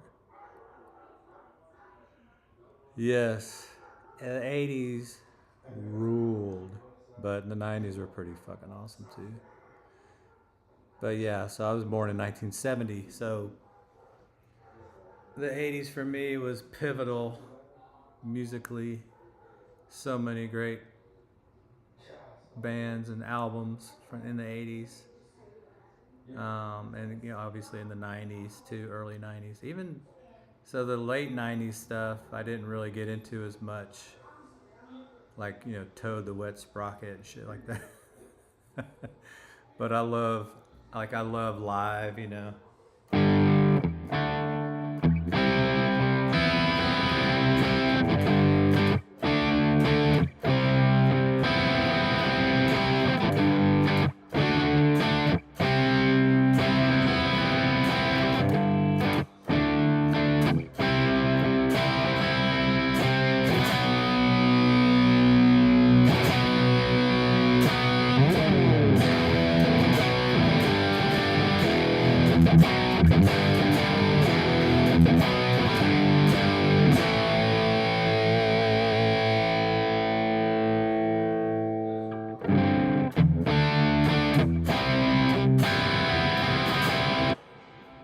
Such a good, that album is killer too.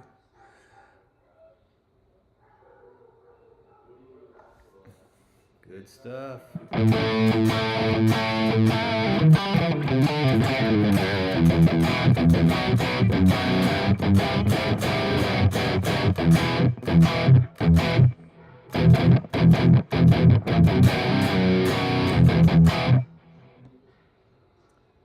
I gotta have delay. Gotta have a little delay, even if it's not.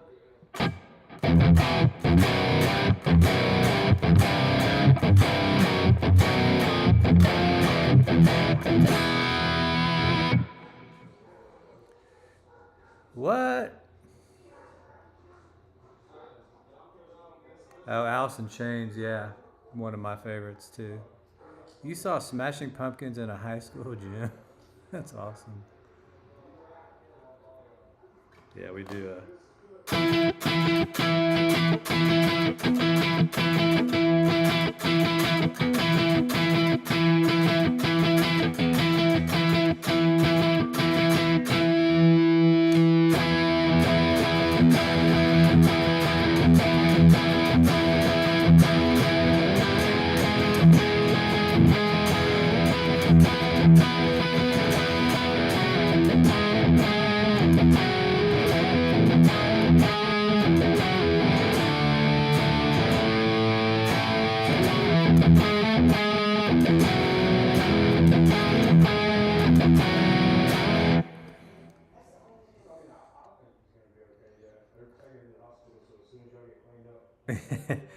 Yeah, their sound back then was kind of hit and miss.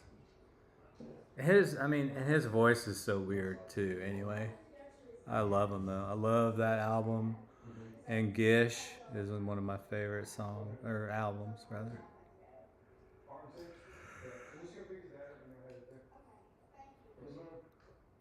But I've never seen them live. Never really had an urge to see them live, I guess. But I wish I had seen them live.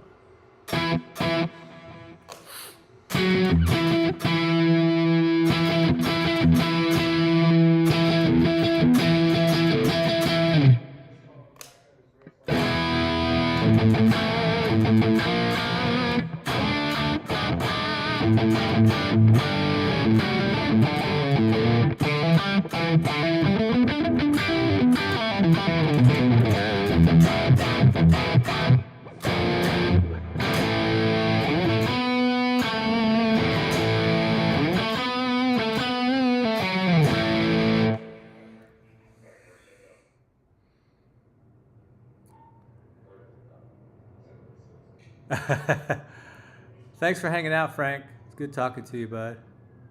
Have a good night, man. Yeah, I'm probably gonna hang it up too. How long have I been on here? Like 2 hours? Crazy. But yeah, thanks guys for hanging out with me, man. It was fun. I have to do this again. I'll bring my quad cortex board down here and we'll do the same thing. My internet's not super awesome up in the bonus room, as they call it. You bought the JSLO plugin for the quad cortex? Oh, you did? Hit Metalworks. Thanks, bud. Glad you stopped by too, man. Thanks so much. Thanks, JS. Appreciate it, bud.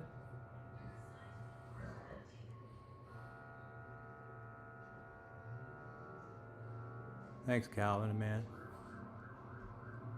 Yeah, I'm glad you guys like them. I've had people go, man, you should try to sell those. I'm just like, why? I get more satisfaction out of giving them away, and people liking them, enjoying them. So I just feel like, I'm just not into that. Have you hit the subscribe button? Yeah, like it, smash that like button. But anyway, yeah, the paywall thing, it's like, yeah, I could probably make some money off of it, but it's, I don't need to, and it's just, to me, I don't begrudge people for making money on selling presets and stuff, because it does take a lot of time to put them together and stuff, but I was gonna charge for my all-in-one preset, and I was just like, I had to change of heart on that. And I thought, and I'll tell you why, because I bought a lot of presets, and they always end up not sounding like they sound with the person playing them, and it's kind of disappointing. But then you realize, well, of course, they're not going to sound the same because it's not, your hands, your guitar. And my fear is that it just kind of turns people off if they spend money on something and they end up not liking it, at least if they're free and they don't like it, then it's just free. They just don't like it. So no harm, no foul. Oh yeah, those what are those blue picks called? It's crazy how much that those picks add to that tone. It's crazy. And I can't demo someone else's preset. And I can't demo someone's preset, right? Only one's from Neural.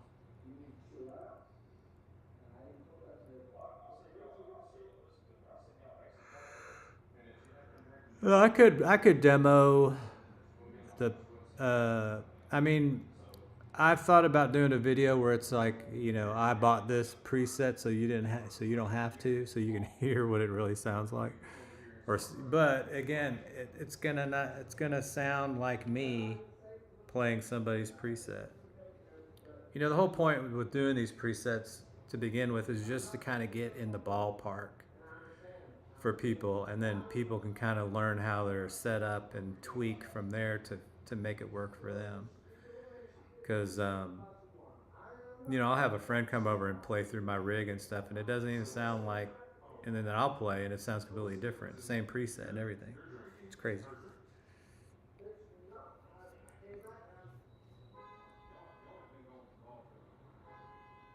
Yeah, those picks nail it for sure. No, I mean, if you want to buy someone's preset, you can't. Oh, right. Yeah, you're right. Yeah. Yeah. Like if you could audition it before you buy it, that would be amazing. For sure. Maybe someday they'll be able to do that. I think, like with the Kemper, you could do that.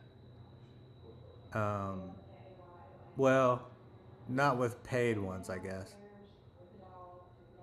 Well, I guess you can with Tonex too. Well, no, you can't actually. Not with paid ones on anything.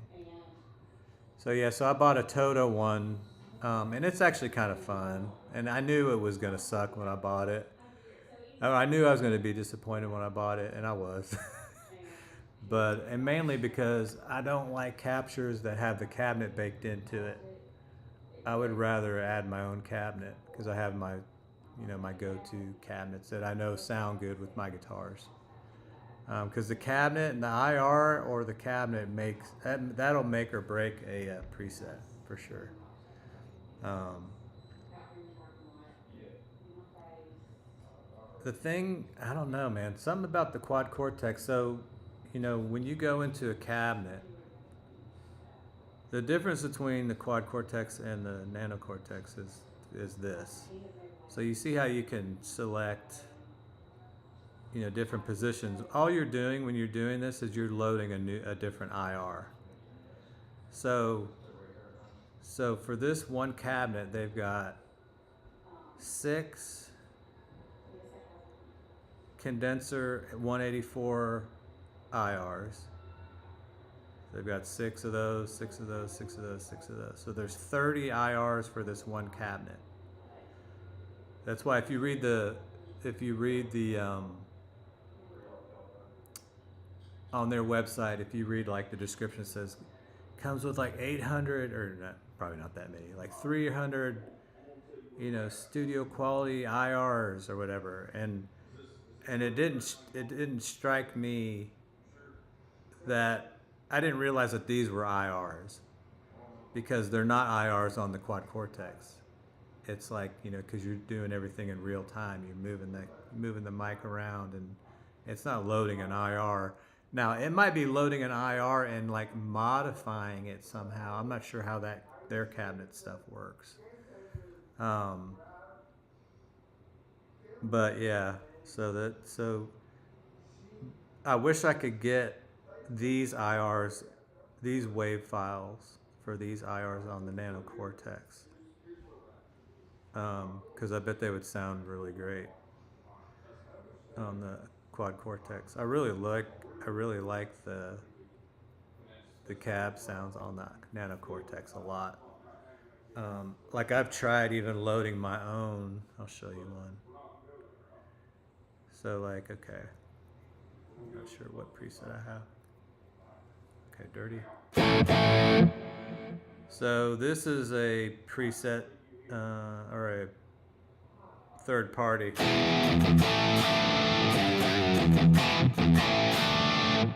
York Audio. If I go back to the neural one. So to me, the neural one sounds even better. This is an own hammer.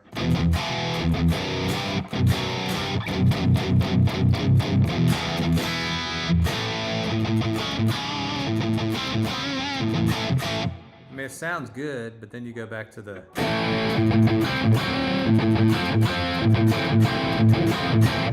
To me, it sounds more like the cabinets in your face on this one. I mean, these all sound good. They're just, you know, one's more high-end or... And this is just one of, you know, a bunch. Like, I've got a ton of...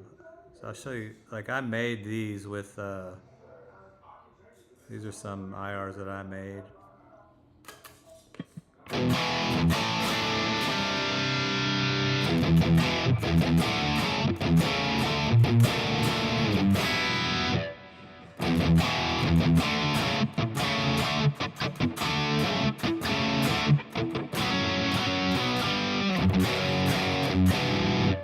But when you go back, to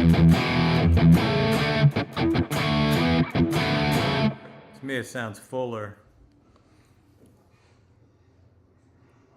But yeah, those IRs that I made, I used that Reflex, the ML Labs Reflex, which is actually a really cool plugin. I highly recommend it. And you can actually create your own IRs with it. It's pretty awesome. But anywho, anyway, I appreciate you guys hanging out and hanging in there with me. Thanks for stopping by. And we'll do this again. This was fun. And take my dog out because she has to go potty. Isn't that right? She's been a good girl. But anyway, JS, Calvin, Hit Metalworks. Appreciate you guys. Frank, good to see you, bud. JS, Jesus, Frank, everybody, thanks for hanging out. And we'll catch you guys in the next video and or live stream. And y'all have a good night. Peace out.